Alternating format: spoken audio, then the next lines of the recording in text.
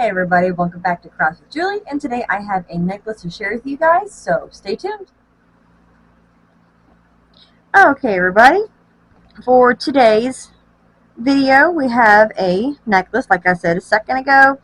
I've already got part of it a little bit started. I'll go into that here in just a second. The inspiration is my daughter's best friend. Her birthday is next week, so I am making her a necklace for her birthday.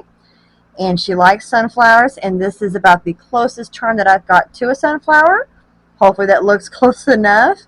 And so we're going to incorporate that into the necklace today. And what we're using, this is probably about an inch long section of chain. I have the small 3mm jump ring, and this one I think is the 6mm jump ring, all gold. And of course a little black butterfly is going to go with our flower. And we're using this cord here, kind of a leather cord. I measured it out about 25 and a half inches. Get myself to talk right here. And I already got a knot started, that way my beads don't fall off.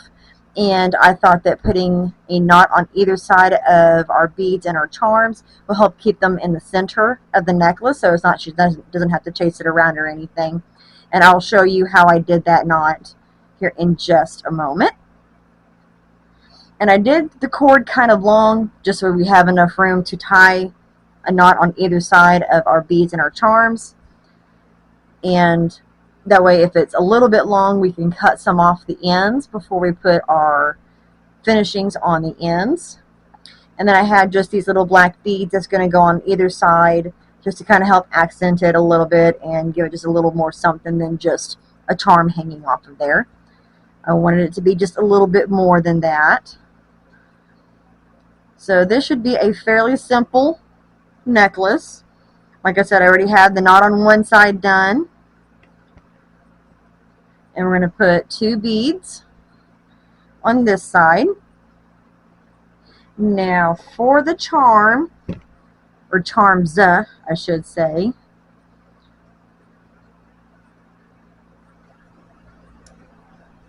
Whoop, that's the wrong, nope, that is the right one. This is the top one. And I just dropped it all.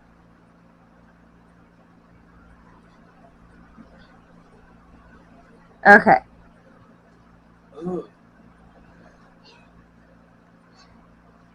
Now I'm going to try and keep this chain on the back side because I want it to hang on the back side of my sunflower. So we're going to try and get this, if it'll stop moving, just long enough for me to hook it onto, there we go, the jump ring.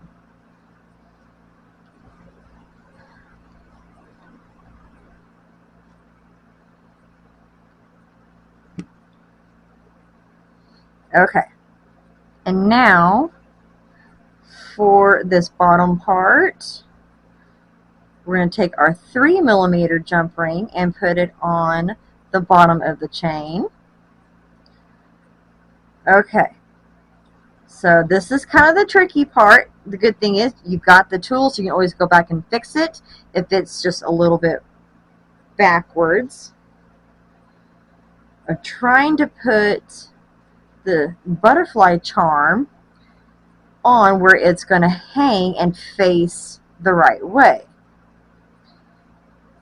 So we're going to try and hang it like this, and of course once we get it all put together, we can always go back and fix that once we kind of lay it down and see how it's going to lay and if it's going to be facing the right way.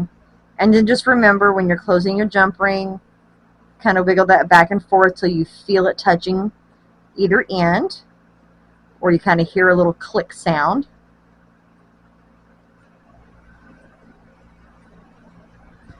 Okay, so now we've got our sunflower.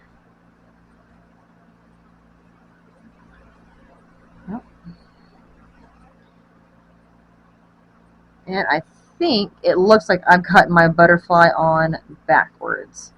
So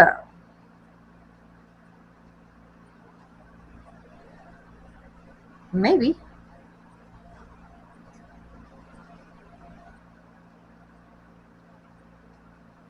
I guess it just depends on the way that it twists or turns.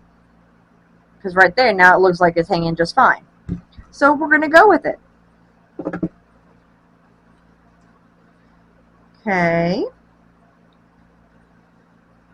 Run those charms on there like that. See, well, yep, when it lays down, it's facing the right way. So looks like I did good. Alright, then we get our other two black beads. Now these were the only beads that I could find that I had that would fit on this cord, but it also came in a little kit that comes, or that came with this section of cord that had some other bead work, that there were little squared beads with letters on them, and these beads are big enough to go over the cord. So these worked out pretty good. Now, for the knot, it is a little tricky because I've only done it just a few times, and I have seen this trick done in other videos whenever I've kind of done my research trying to figure out how I'm going to do this, and it is kind of interesting.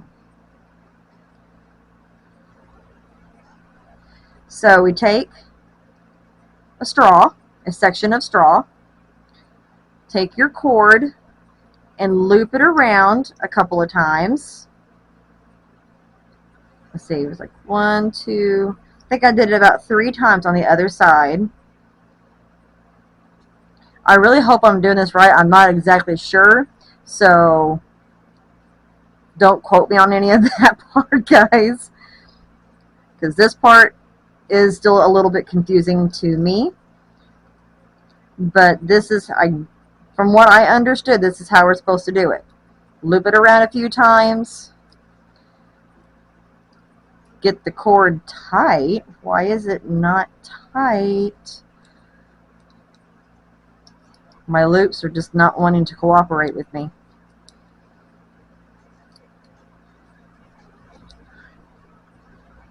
Okay, there we go. I think I got it kind of tight enough.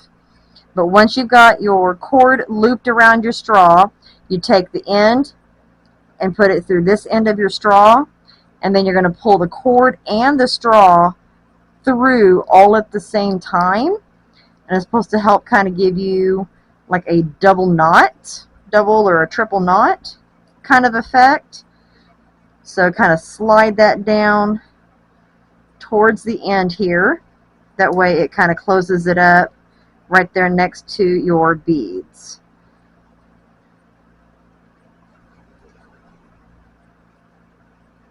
And there you got this kind of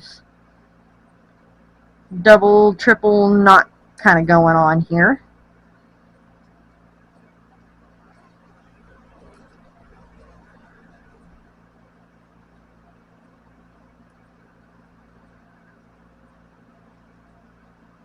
Get that cord to lay just right.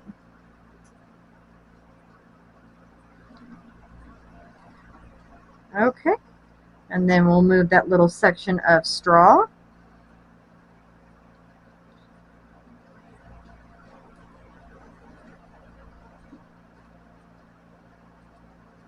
There we go.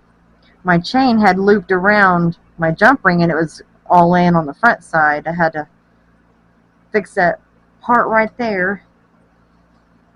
Okay.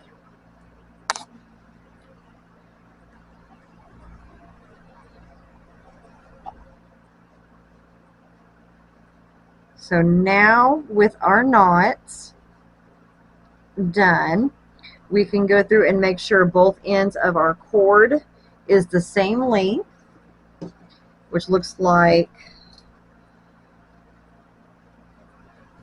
one side is slightly longer than the other. So we're going to trim that off.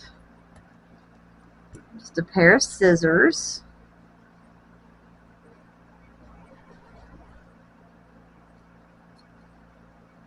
Let's see.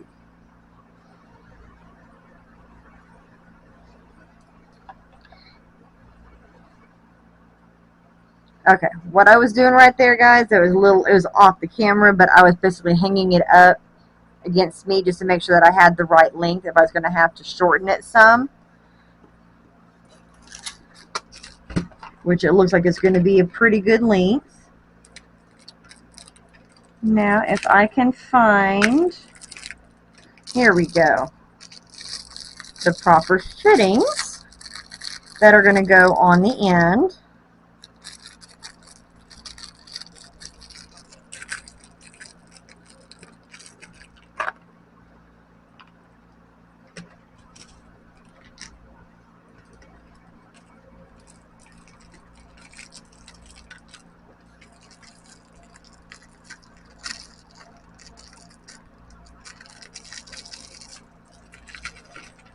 Okay.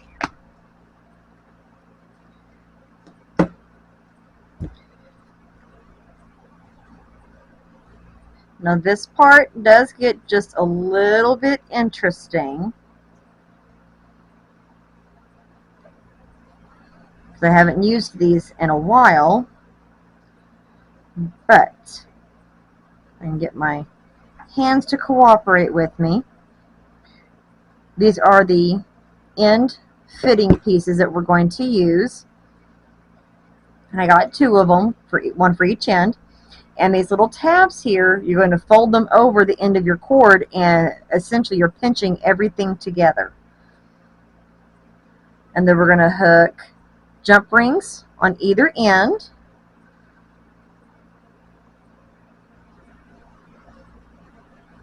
As long as I can get this all to stay where I want it to. Alright, so you take your pliers and you just bend it over. Nice and simple on that part. Do one side, then you come around, do your other side.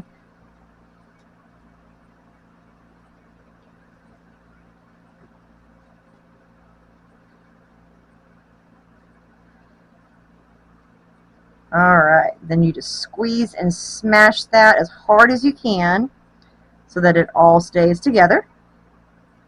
And then we'll do the other side.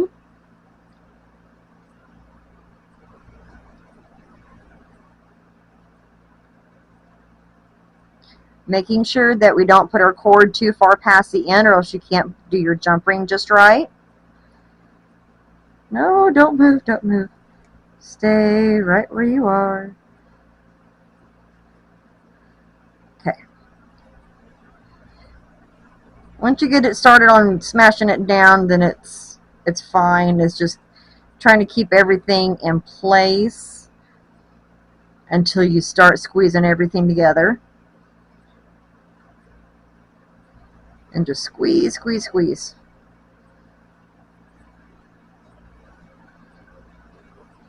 All right.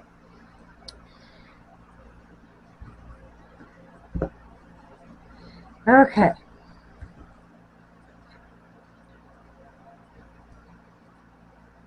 Trying to get which end I'm putting my clasp on, because when I look at it from the front of the necklace, I get myself backwards on which side I put our clasp on, and so then I end up obviously putting the clasp on backwards. And I need my other pliers.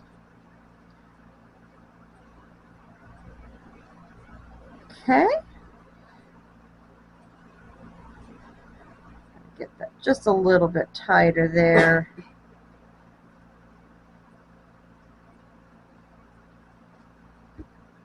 Alright, that's that side.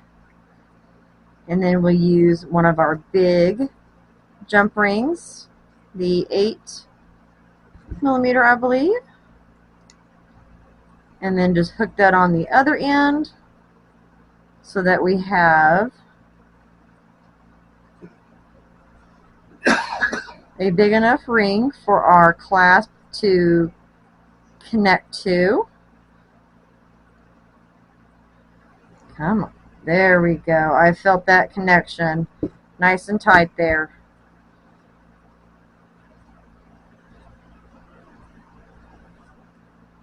There we go.